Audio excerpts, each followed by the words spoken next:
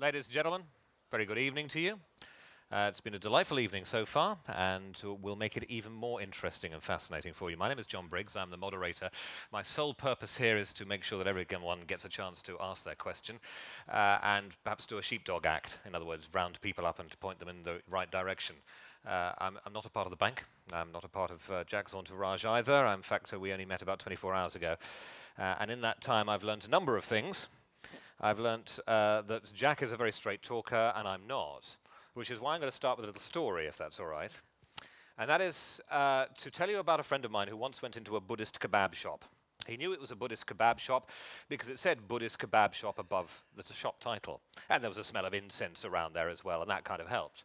And he went in and saw this wonderful menu and looked at all these delicious ingredients and decided to order a super deluxe kebab. And the chef said, "Certainly, sir," and went off and cooked it. Of course, being a Buddhist kebab shop, there were lots of fresh ingredients, and it smelt succulent and tasty and delightful. And at that point, my friend then looked at the board again and saw there were no prices attached to anything. So he didn't quite know how much to offer.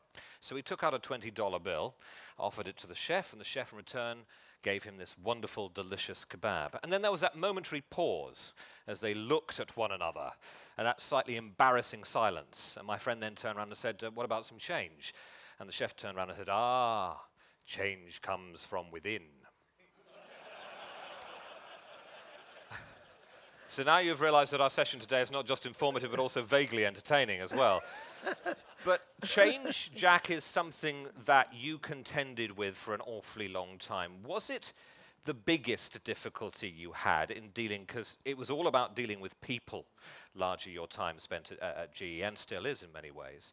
But was change the biggest difficulty you had to overcome and people's inertia to it?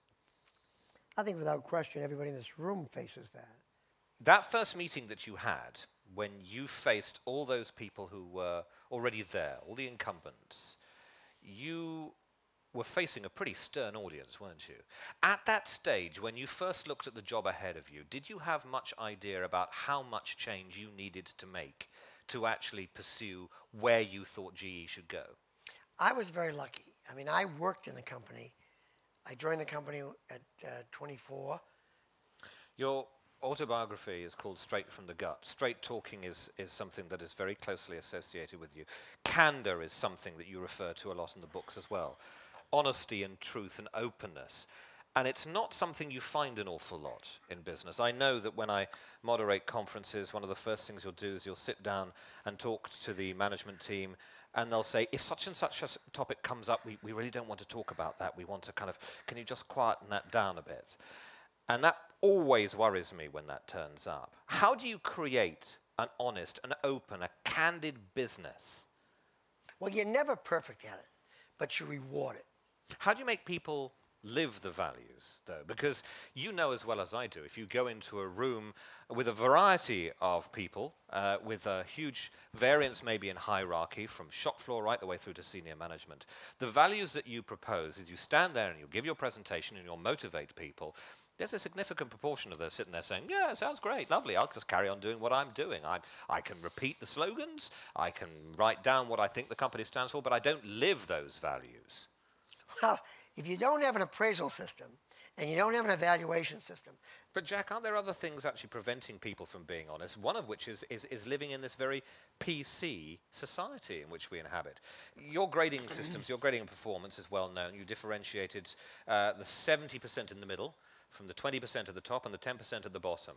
And the 10% at the bottom, you made people aware of where they stood within that gradation system. These days, to do that, people would be up in arms, wouldn't they? No, we do it every day. We do it every day. Do it today. We're having this talk about the bottom 10. It's the nuttiest conversation in the world. Why aren't we talking about stars? Excellent. I got to the nutty conversation first off. In which case, to stop me having a nutty conversation, ladies and gentlemen, I think it's about time we threw it over to you, because I'm sure you can ask equally, if not more, incisive questions than I can. We have two microphone wranglers, I suppose you'd probably call them, who are looking after the microphones. We would like to be able to hear your question loud and clear, so we'll try and get microphones to you as quickly as possible. I also have one down the front, so I'll monitor the down front area, and our two assistants will monitor the upstage areas as well. Please just put your hand up, and who would like to go first? And I know that given that we are here in Sweden and people are enormously polite and deferential, please don't be deferential because our time is limited, and I'd hate you to waste time thinking about whether you're going to put your hand up when you actually do have a burning question would like to start. So who would like to go first? Just grab a mic. If I was to ask colleagues who worked alongside you what they considered your biggest weakness, what would they say? Urine? He's been gone for 10 years. My biggest weakness? Well, it's not easy to find a weakness in you. No, go ahead. From what I've read, people would say that Jack had a lack of patience. Is that Yeah, fair? lack of patience is a good one. Yeah. Enormously impatient.